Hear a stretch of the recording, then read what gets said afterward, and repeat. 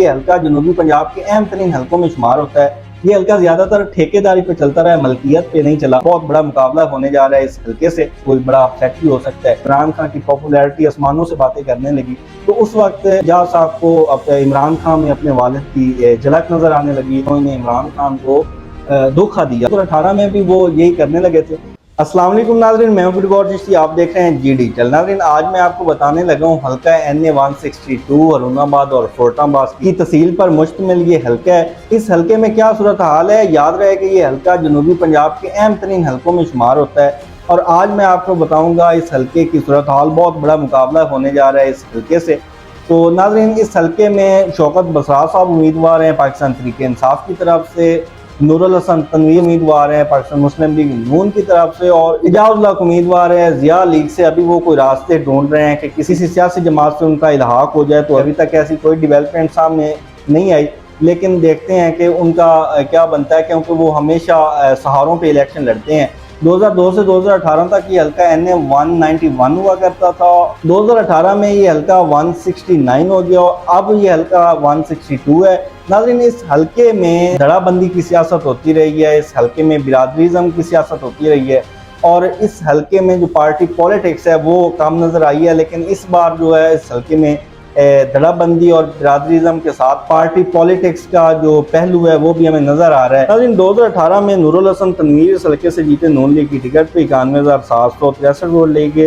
एजाज ने PTI के साथ इत्तेहाद किया और एजाज जो है उन्होंने 72,461 वोट लिए, जबकि शौकत बसरा साहब ने आज़ाद हसीयत में इलेक्शन लड़ा तो उन्होंने आज़ाद हसीयत में 52,050 वोट हासिल किया। तीनों उम्मीदवारों के आपको हम उन पे डिस्कस करते हैं और उन पे बात करते हैं। सबसे पहले तो ये एजाज साहब पहले वो टोबा टेक सिंह से लड़ते रहे, फिर पिंडी से लड़ते रहे।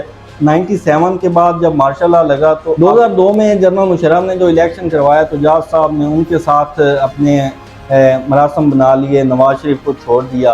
तो वो हरुणाबाद आए, इस हल्के से उन्हें वाइटल ने लाया। वाइटल का इस हल्के में अपना एक वोट बैंक है, इसमें कोई शक नहीं है। वाइटल जो पैसा भी इन्वेस्ट करता है एजाज पे और उसे इलेक्शन भी लड़ाता है। एजाज का ये मकामी हल्का नहीं है, वो इस हल्के के रहने वाले नहीं हैं, उनका इस हल्के से कोई लेना देना नहीं है। तो वो इलेक्शन लड़ने आते हैं इस हल्के से और वो इलेक्शन लड़ते हैं। 2002 में लड़ा, जीत गया। 2008 में वो हार गए। 2013 में वाइटल के साथ मिलकर इलेक्शन लड़ा, जीत गया। 2018 में हार गया। अब आपको एक और भी मजे की बात बताऊं कि एजाज की सीट एडजस्टमेंट के साथ इलेक्शन लड़ते हैं। 2008 में पीपल्स पार्टी का इनकलाब जब आया, बेनज़ीर शहीद हुई, तो एजाज साहब तो पीपल्स पार्टी से भी वो सीट एडजस्टमेंट कर लेते इक़्तिदार की खातिर। लेकिन हुआ ये कि पीपल्स पार्टी का और वो जो ज़िया वाला मामला हुआ है, तो उस वजह से पीपल्स पार्टी तो उन्होंने कबूल नहीं किया। तो उस इलेक्शन में एजाज साहब हार गया। 2013 में एजाज साहब ने फिर वो दो हल्कों से इलेक्शन लड़ा, चिश्तियाँ वाला हल्का और ये हरुणाबाद फोर्टाबाद वाला हल्का। तो चिश्तियाँ वाले से हार गया, इधर इससे जीत गया। नून लीग के साथ उन्होंने ये अपना 5 साल दौर इक़्तिदार में गुजारा। और 2018 में जब PTI का सूरज चढ़ने लगा तो उस वक्त वो इमरान खान के साथ आ गए और 2018 में वो PTI के इत्तेहाद के साथ इलेक्शन लड़े और हार गए। PTI के इत्तेहाद के साथ इलेक्शन लड़े, मैं रिपीट कर रहा हूँ, हार गए। उस वक्त बल्ले का अरूज था, लेकिन एजाज के हल्के की अवाम, एजाज के हल्के की अवाम कह रहा हूँ, एजाज साहब का तो हल्का नहीं है, हरुणाबाद फोर्टाबाद के इस हल्के की अवाम ने एजाज को रद्द कर दिया। एजाज को अपना नुमाइंदा मानने से इनकार करते हुए उन्हें शिकस्त का सामना करना पड़ा। क्योंकि मैंने आपको पहले भी इंट्रो में बताया है कि ये धड़ाबंदी की सियासत भी होती है, बिरादरीज़म की सियासत भी होती है। तो नूरुल हसन तनवीर जीत गए और उनके साथ जो उनका पूरा पैनल है वो भी जीत गया था। तो एजाज साहब ने उसके बाद अपने इत्तेहाद को 2018 में बहुत बड़ा उन्होंने अपना सियासी ब्लंडर करार दिया और अपने हारने की वजह भी PTI को करार दिया। तो इस सारे अरसे के दौरान वो इमरान खान को बुरा भला कहते रहे और PTI को भी गालियाँ निकालते रहे और हुकूमत की कारकर्दगी पे भी सवाल उठाते रहे। और तो अभी ये अदम एतमाद वाला जब मामला हुआ और इमरान खान की पॉपुलैरिटी आसमानों से बातें करने लगी, तो उस वक्त एजाज साहब को इमरान खान में अपने वालिद की झलक नज़र आने लगी और वो कहते थे कि अब जो ज़िया का मिशन है वो मैं खान के साथ ही पूरा करूँगा। तो इस तरह से वो बयान देते रहे, PTI में शामिल हो गए, अपनी पार्टी जम कर दी तो जब ये अब 9 मई का वो वाकया हुआ है और इमरान एजाज साहब बड़े चैंपियन बने हुए थे पीटीआई के साथ मिल के, तो वो अपने दरअसल मुफाद के लिए चैंपियन बने हुए थे, क्योंकि वो हर दफ़ा कौमी असम्बली में किसी न किसी की मेहनत को कत्ल करके उनकी कोशिश होती है पहुँचने की कोशिश करें। वो चोर दरवाजे जिसे कहते हैं ना आप, वो चोर दरवाजे का एग्जैक्टली इस्तेमाल एजाज उल हक साहब करते हैं। 2022 का ये सारा जो मामला हुआ, ये जो खिचड़ी पकी सारी और आप सब ने देखी, वो अब पीटीआई में आ गया। ये 9 मई वाला वाक़े के बाद पीटीआई को मुश्किलात का सामना करना पड़ा, तो एजाज उल हक साहब और वाइटल ग्रुप है उन्होंने चुपके से अपना रास्ता तब्दील किया, क्योंकि अब वो उनका मुफाद खतरे में पड़ रहा था और वो मिन्नत तरले कर रहे थे कि किसी तरह हमें हमारी एडजस्टमेंट किसी भी जमात से करवा दे, चाहे पीपल्स पार्टी से करवा दे, हमें इक़्तिदार दे दें। पिछले दिनों बयान भी दिया कि मेरे शरीफ बिरादरान से अच्छे तलाक़ात हैं और मैं राब्ते में हूँ। अब वो दोबारा कोशिश कर रहे हैं। मैंने अपने पिछले व्लॉग में भी आपको बताया था कि एजाज उल हक साहब उनको कह रहे हैं जो ये पार्टियों को तोड़ने और जोड़ने का काम करते हैं कि जनाब के साढ़े से भी मेहरबानी फरमा दो। तो ये मामला तो रह गया एजाज उल हक का। अभी वो 5 साल बिल्कुल गैप रहे। अभी वो उनका जो फोकस था वो पाकिस्तान तहरीक इंसाफ की टिकट पे था। इस हल्के में पाकिस्तान तहरीक इंसाफ की जो टिकट है वो अब बड़ा मानी रखती है, इसमें कोई शक नहीं है।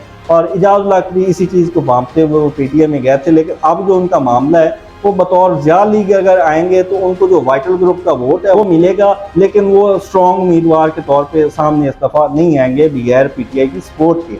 तो पीटीआई से तो उनका जो मामला ख़त्म हो गया। नाज़रीन, अब हम बात करते हैं दूसरे उम्मीदवार की। वो नून लीग के उम्मीदवार हैं और वो है नूरुल हसन तनवीर साहब, जो 2018 में इस हल्के से इलेक्शन जीते थे। तो नूरुल हसन तनवीर साहब का जो मामला है वो भी एजाज उल हक साहब वाला मामला है कि वो इस हल्के के उनका इस हल्के से कोई लेना देना नहीं है। दुबई से वो तशरीफ़ लाए थे और वो जैसे ही पाकिस्तान में तशरीफ़ लाए और इस हल्के की आप किस्मत देखें कि वो एक बंदा दुबई से आता है और वो 1 महीना होता है उसे, और वो उसका अपना जो घर ही नहीं है इस हल्के में, रेंट पे एक घर लेता है इलेक्शन कैंपेन के लिए और वो जीत जाता है और इस हल्के से एमएनए मुंतखब हो जाता है। तो माजी में भी अगर देखें तो इस हल्के से बाहर से लोग आके जीतते रहे, तो आप यूं कह लें ये हल्का ज़्यादातर ठेकेदारी पे चलता रहा है, मलकियत पे नहीं चला। तो अब जो इस हल्के की हवा है वो थोड़ी सी डिफरेंट हो गई है और उसमें कोई बड़ा अपसेट भी हो सकता है। तो अब जो नूरुल हसन तनवीर है उसको एक तो ये मसला ये है कि एजाज उल हक कोशिश कर रहे हैं अपनी जो जोड़ने तोड़ने वाले साहिबान हैं उनसे रब्ता करके, उनके मिन्नत तरले करके कि किसी तरह से मेरी नून लीग से एडजस्टमेंट करवा दी जाए। अगर नून लीग से एडजस्टमेंट एजाज उल हक की होती है तो ये बहुत बड़ा इशू होगा नून लीगी पैनल को, जो पहले भी ऑलरेडी जीता हुआ था। तो उनके जो नीचे वाले एमपी है वो भी डिस्टर्ब होंगे और ऊपर एमएनए भी डिस्टर्ब होगा। तो अब एक तो मसला ये, और दूसरा मसला ये है कि नूरुल हसन तनवीर साहब जो हैं वो उन्होंने इस हल्के में कोई खातिर खा कारकर्दगी नहीं दिखाई, ना उन्होंने कोई काम किया। और अब जो इस हल्के में वो भी ज़्यादातर जो पीटीआई के मंसूबे हैं उन पे वो अपना वो तख्ती लगाने की कोशिश कर रहे हैं। तो अपने वो कोई थोड़े बहुत काम कर सकें, कोई खातिर खा कोई बड़ी कारकर्दगी नहीं कर, जैसे कि पीटीआई के दौर में इस हल्के में काम हुए हैं। तो नूरुल हसन तनवीर का जो अवाम के साथ रब्ता है वो भी बिल्कुल वो कोई काबिल सताइश या वो सेटिस्फाइड नहीं है। तो इस हल्के में नूरुल हसन तनवीर की कमज़ोर उम्मीदवार इस हल्के में शुमार होते हैं। तो तीसरे उम्मीदवार हैं शौकत महमूद बसरा साहब, और उन्होंने 2018 का इलेक्शन आज़ाद हसीयत में लड़ा और 50,000 से ज़्यादा वोट आज़ाद हसीयत में हासिल किए।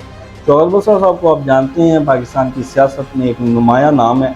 तो वो पाकिस्तान तहरीक इंसाफ में शामिल हुए 2018 के इलेक्शन के बाद दिसंबर में, और उसके बाद शौकत बसरा साहब ने जो इस हल्के में स्पीड रखी है उसने एजाज उल हक को भी परेशान किया है और नूरुल हसन तनवीर को भी किया है। शौकत बसरा साहब का अपना एक पैनल है, वो अपने पैनल के साथ आते हैं। 2018 में भी वो अपने पैनल के साथ इलेक्शन लड़े थे और जब पीटीआई में आए तो उन्होंने अपनी सारी स्ट्रगल पीटीआई में अपने पूरे पैनल के साथ की। अब जो पीटीआई के लोग हैं वो भी उनके साथ हैं, क्योंकि शौकत बसरा साहब अब पीटीआई के टिकट पे इलेक्शन लड़ेंगे और वो दिसंबर 2018 से बहुत स्ट्रगल कर रहे थे और उन्होंने बहुत काम करवाए। आप वो नहरी पानी वाला मामला देख लें, अरुणाबाद कोर्टाबाद का जो रोड है वो शौकत बसरा साहब की कागजों से बना है। वो रेलवे वाला मंसूबा था जो कि अभी ये इस हुकूमत में बंद हुआ पड़ा है। तो ये और भी बहुत सारे मैं आपको गिनवा सकता हूँ और मैं खुद चशमदीद गवाह हूँ उनकी काविशों का, उनकी स्ट्रगल्स का। तो शौकत बसरा साहब जो हैं उनकी वो हल्के में मौजूद भी रहे हैं, इस हल्के के मकामी भी हैं। आप कह सकते हैं कि वो हल्के के ठेकेदार नहीं है, बाकी दो उम्मीदवारों की तरह वो हल्के की मलकियत रखते हैं। तो वो मकामी हैं, इस हल्के से हैं, उनका जीना मरना इधर है, तो वो हल्के में मौजूद रहे हैं। वो हर वक्त आवाम के साथ राब्ते में भी रहे हैं, आप वो देख सकते हैं उनकी सोशल मीडिया कैंपेन भी। और दूसरे उम्मीदवार बिल्कुल गायब थे। अब शौकत बसरा साहब की ज़ाती हैसियत में बहुत अच्छी पोजीशन है इस हल्के में, और जो 2018 में वो आज़ाद हैसियत में एक बंदा 50,000 वोट लेता है, फिर मेहनत करता है, अरबों रुपए के मनसूबे लाता है, और अब तो वो मज़ीद स्ट्रॉन्ग हो गए। और PTI के जो पैनल देखते हैं उसमें शौकत बसरा साहब हैं, फोर्टमास वाली विंग में काशिफ नवीद पंसोटा साहब हैं। काशिफ नवीद पंसोटा साहब बहुत अच्छे उम्मीदवार हैं, उनकी वो जो विंग है वो बहुत तकड़ी है।